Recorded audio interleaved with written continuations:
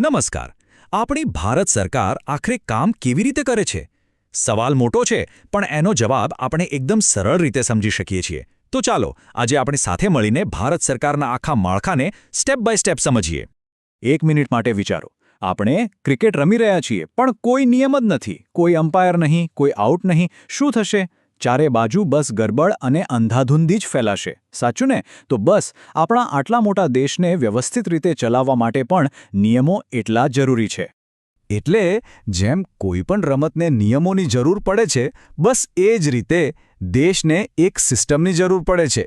એક એવી વ્યવસ્થા જે બધું જ બરાબર રીતે ચલાવે. અને આ જ સિસ્ટમને આપણે સરકાર કહીએ છીએ, જે આપણા બધા માટે કામ કરે છે. તો આજે આપણે શું સમજવાના છીએ? સૌથી પહેલાં સરકારનો એક પરિચય લઈશું. પછી વાત કરીશું સંસદની, એટલે કે આપણી ધારાસભાની. ત્યાર પછી શાસન ચલાવનાર કારોબારી વિશે જાણીશું. પછી આવશે ન્યાયતંત્ર, જે કાયદાનું રક્ષક છે. અને છેલ્લે રાજ્યથી લઈને આપણા ગામ સુધી શાસન કેવી રીતે ચાલે છે એ પણ સમજીશું. તો ચાલો શરૂ કરીએ. તો સરકારનો પાયો શું છે? જુઓ, કોઈપણ મજબૂત ઇમારતની જેમ જ આપણી સરકાર પણ 3 મુખ્ય પાયા એટલે કે આધાર સ્તંભો પર ટકેલી છે. ચાલો એને જરા નજીકથી જોઈએ.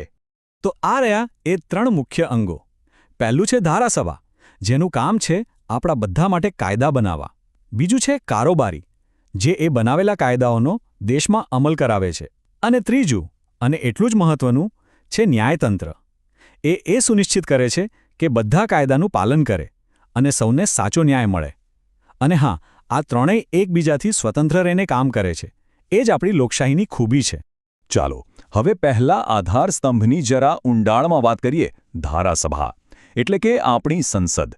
આ એ જગ્યા છે જ્યાં દેશના ભવિષ્યને ઘડનારા સૌથી મહત્વપૂર્ણ નિયમો અને કાયદાઓ બને છે. આપણી જે સંસદ છે એના 2 ભાગ છે, એટલે કે એ દ્વિગૃહી છે.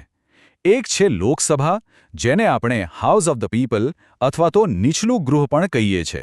અને બીજું છે રાજ્યસભા, જેને કાઉન્સિલ ઓફ સ્ટેટ્સ અથવા ઉપલું ગૃહ તરીકે ઓળખવામાં આવે છે. હવે આ જુઓ, આ બહુ જ રસપ્રદ છે. લોકસભા અને રાજ્યસભા વચ્ચેનો ફરક. લોકસભામાં જુઓ 545 સભ્યો છે. આ એ લોકો છે જેમને આપણે સીધા જ મત આપીને ચૂંટીએ છીએ, અને એમનો કાર્યકાળ હોય છે 5 વર્ષનો. હવે સામે જુઓ રાજ્યસભા, ત્યાં 250 સભ્યો છે. એમની ચૂંટણી થોડી અલગ રીતે એટલે કે પરોક્ષ રીતે થાય છે, અને એમનો કાર્યકાળ 6 વર્ષનો હોય છે. ઉંમરનો પણ ફરક છે. લોકસભાના સભ્યો બનવા માટે ઓછામાં ઓછી 25 વર્ષની ઉંમર જોઈએ, જ્યારે રાજ્યસભા માટે 30 વર્ષ. આ ચાર્ટ પર એક નજર નાખો. અહીંયા એકદમ સ્પષ્ટ દેખાય છે કે લોકસભા એટલે કે લોકોનું ગૃહ રાજ્યસભા કરતાં કેટલી મોટી છે. એક તરફ 545 સભ્યો, જે સીધા જ જનતા દ્વારા ચૂંટાયેલા છે, અને બીજી તરફ 250 સભ્યો. આ જ તો લોકસભાની ખરી તાકાત છે. તો કોઈ પણ વિચાર કાયદો બને છે કેવી રીતે? આખી પ્રક્રિયા બહુ રસપ્રદ છે. સૌથી પહેલાં કાયદાના પ્રસ્તાવને ખરડો કહેવાય છે. એને સંસદના કોઈ પણ એક ગૃહમાં રજૂ કરવામાં આવે. ત્યાં એના પર ચર્ચા થાય, અને બહુમતીથી પસાર થયા પછી એ બીજા ગૃહમાં જાય. ત્યાં પણ એ જ પ્રક્રિયા.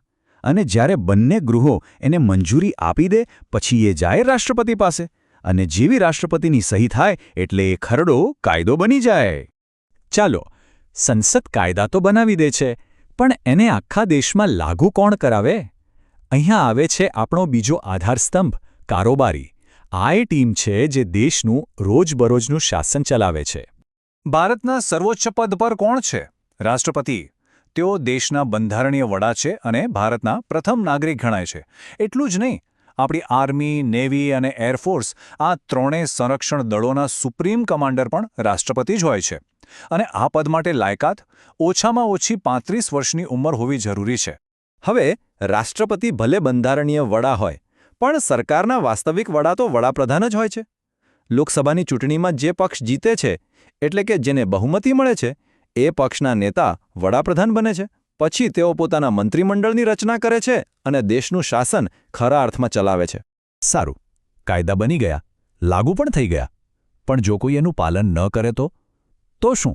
બસ અહીંયા જ આવે છે સરકારનો ત્રીજો અને સૌથી મજબૂત આધારસ્તંભ, આપણું ન્યાયતંત્ર. એનું મુખ્ય કામ છે સૌના માટે સમાન ન્યાય સુનિશ્ચિત કરવો.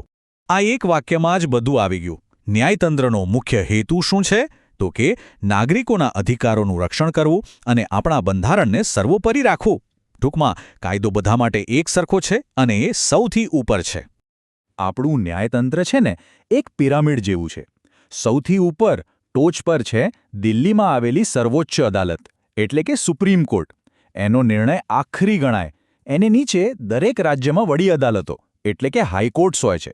અને સૌથી પાયાના સ્તરે છે જિલ્લા અને તાલુકા અદાલતો, જે સામાન્ય માણસની સૌથી નજીક રહીને ન્યાય આપવાનું કામ કરે છે.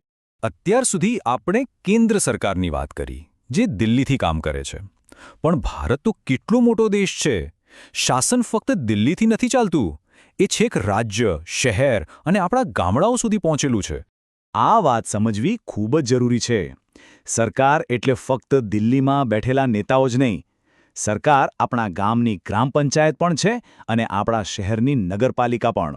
આપણા ઘર સુધી પાણી કેવી રીતે પહોંચે છે, રસ્તા પર લાઇટ કોણ નાખે છે, સફાઈ કોણ કરે છે, આ બધું જ કામ આપણી સ્થાનિક સરકાર કરે છે. અને જુઓ, આ ચિત્ર કેટલી સરસ રીતે સમજાવે છે કે સ્થાનિક શાસન કેવી રીતે ગોઠવાયેલું છે. ગામડાઓ માટે 3 સ્તરની વ્યવસ્થા છે. સૌથી નીચે ગ્રામ પંચાયત, પછી તાલુકા પંચાયત અને પછી જિલ્લા પંચાયત. અને શહેરો માટે નગરપાલિકા અને મોટા શહેરો માટે મહાનગરપાલિકા હોય છે. આ બધી સંસ્થાઓ જ લોકશાહીને પાયામાંથી મજબૂત બનાવે છે. અને હા, જેમ કેન્દ્રમાં સંસદ, વડાપ્રધાન અને રાષ્ટ્રપતિ છે, બરાબર એવી જ રીતે દરેક રાજ્યમાં પણ પોતાની સરકાર હોય છે. રાજ્યમાં કાયદા બનાવવા માટે વિધાનસભા હોય છે અને શાસન ચલાવવા માટે મુખ્યમંત્રી અને એમનું મંત્રીમંડળ હોય છે. રાજ્યના બંધારણીય વડા તરીકે રાજ્યપાલ કામ કરે છે. તો આ હતી આપણા ભારત સરકારના માળખાની એક ઝલક. હવે જતાં જતાં એક સવાલ તમારા મનમાં મૂકતો જાઉં છું. આપણે સરકારના 3 મુખ્ય અંગો જોયા, ખરું ને? ધારાસભા, કારોબારી અને ન્યાયતંત્ર.